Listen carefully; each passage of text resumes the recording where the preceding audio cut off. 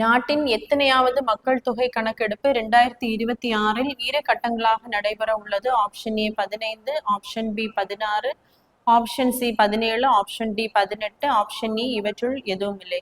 So இதற்கான சரியான பதில் ஆப்ஷன் பி 16. நாட்டின் முதலாவது மக்கள் தொகை கணக்கெடுப்பு 1872 நடைபெற்றிருக்கும். இரண்டாவது 1881.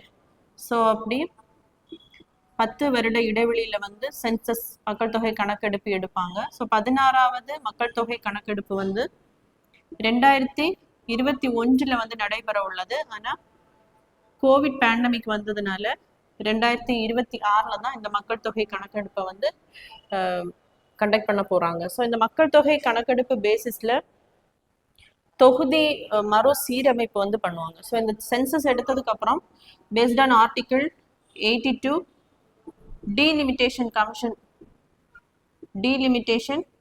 கமிஷன் போடுவாங்க. ஸோ அவங்க தான் இந்த பாப்புலேஷன் பேசிஸ்ல லோக்சபா லெஜிஸ்லேட்டிவ் அசம்பிளி சீட்ஸை மறு கட்டமைப்பு பண்ணுவாங்க. ஸோ அதே மாதிரி ஜாப்ஸ்ல ரிசர்வேஷன் கொடுக்கறதுக்கு இதுக்கு எல்லாமே இந்த மக்கள் தொகை கணக்கெடுப்பை பயன்படுத்துவாங்க.